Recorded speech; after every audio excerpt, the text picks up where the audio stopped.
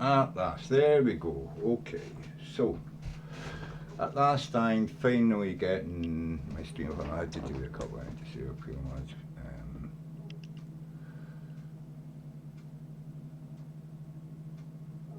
As by running the breaks maybe during natural breaks or don't. I don't need that. Right, anyway, yeah, so this video is basically about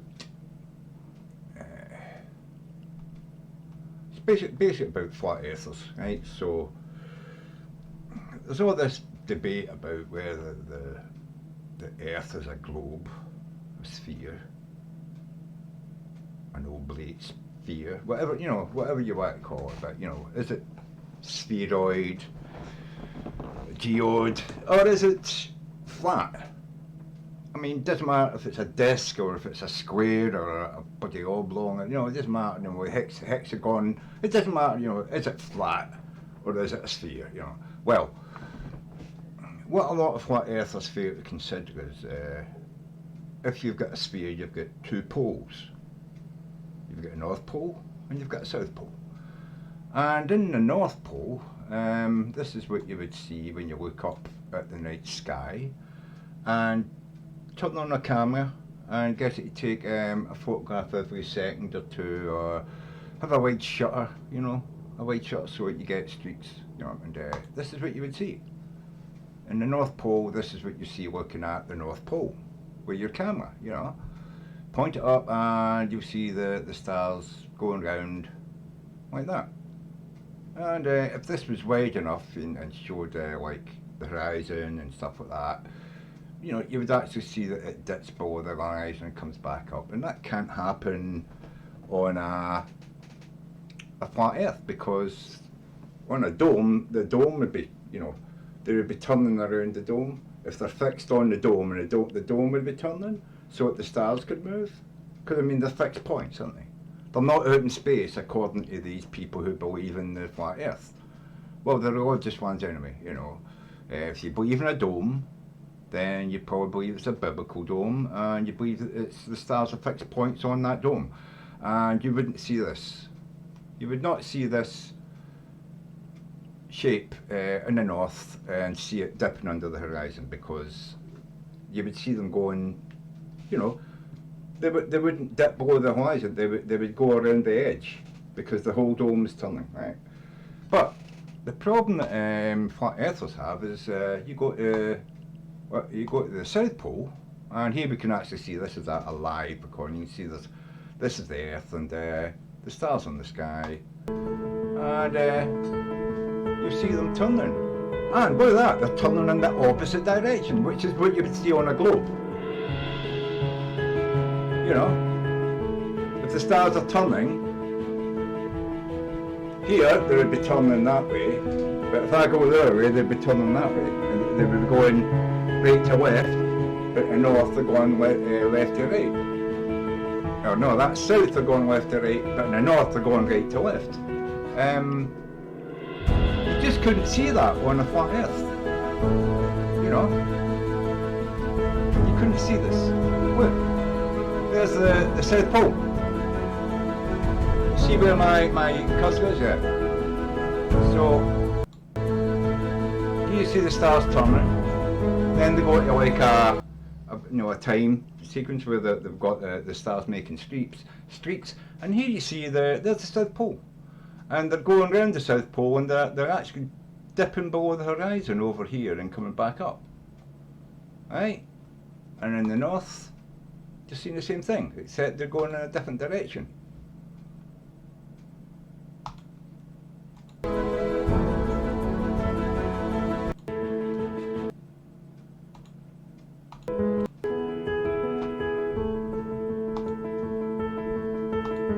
See that? Two different ends of the world. The stars are going in different directions. Amazing, isn't it?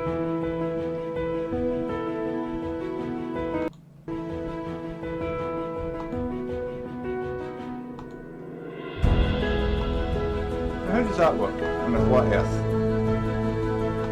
How does that work on a flat earth? If the earth is stationary and the stars are moving, how can you have two different poles? North Pole, South Pole. How does that happen? Flat earthers, can you explain to me on your flat earth how this works? How does that work? Just explain it to me, simply. On a flat earth, how do you get this?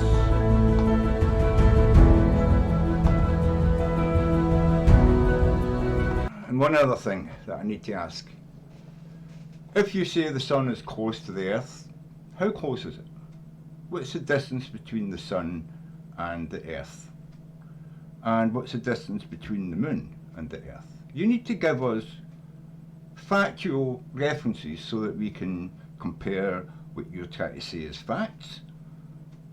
And, you know, we want to verify your facts. You've got to give us some data. You need to give us data. If you can't give us data, then you're just talking a hole in your head, you know what I mean? You're not making any sense. No wonder we think you're stupid or just gullible. Another thing that I notice as well, a lot of people who believe in the flat earth, they're all serial conspiracy theories believers. They believe we didn't go to the moon, they believe that satellites don't exist, they believe that 9/11 didn't happen, they believe the Illuminati killed Kennedy or whatever, you know, somebody else, you know what I mean? It's like, no, the government did it. Never any factual evidence for it. Basically, most of the time what they say is, well, you don't know yourself, you weren't there, you didn't see it, so you don't have pictures of it, you've not got a camera or a video of it, you know, so therefore you can't prove your side of it, therefore my side is correct. How can it possibly be that you think, well, because I can't give you, you know, all the tiny millions of bits of details of information that you ask for in a, you know, in a 5-minute conversation, you bring up 300 different things that you want me to prove to you there on the spot, you won't provide even one factual bit of evidence on any of the stuff you say that is important to you. Like the sun has got to be close and not 93 million miles away. You know, well, if it's close, tell me how high it is in the sky then. The moon's got to be a wee bit closer because it obviously passes between the sun and the earth, so how high is the moon? Give us some, you know, some heights. Just some statistical information that we can use to check your data and check your evidence, you know? If you can't do that, then shut the fuck up. Go away and fucking, you know, just have your conferences and stop getting into my fucking YouTube and my fucking TV and all that bullshit, right? But the most important thing you need to tell me is how this happens, you know?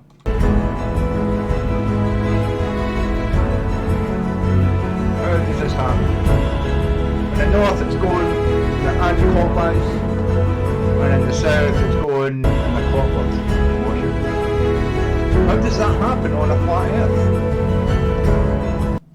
How does it happen on a flat earth?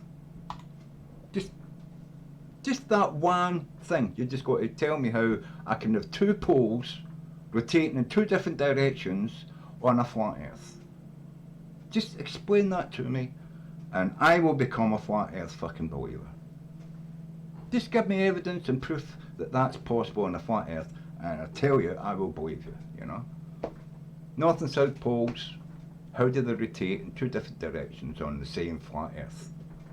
If the flat earth isn't moving, and you've got one dome with fixed star points on it, how can people in two different parts of the world, people in Australia see the southern hemisphere and people in Britain see the northern hemisphere, how can that both be true on a flat earth?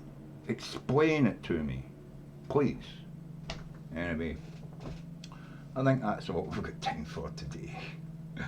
I'm going to go and get myself a drink and watch a movie or something or other, you know. Cheers guys, thank you very much, see you later. Flat earthers, please explain. Just a couple of bits of information. How high is the sun? How high is the moon above the earth? You know, just an estimated distance so we can make calculations of how far away it would be for it to disappear just out of distance if it's a spotlight shining down.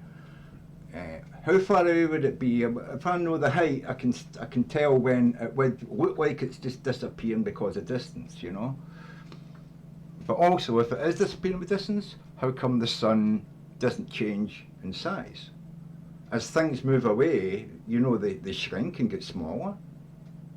You know, a tall tree, if you walk away from it, gets shorter and shorter and shorter. The sun doesn't seem to shrink. It's the same size. It just goes down. Boom. It never never shrinks. How do you explain that with your sun being close?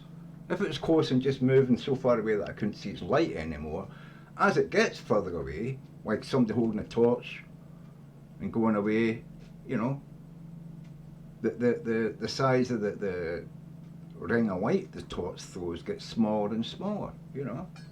You swing a torch in a wall and, you know, walk away from it, the size of the circle in the wall gets smaller and smaller and smaller. How does the sun not get smaller when it goes away? Just explain that as well, you know. I'm just looking for information. You can prove to me that has a reason for it, that then, you know, that works with everything else but not the sun. Just explain it to me, I'll become a fucking flat earther, you know what I mean? Så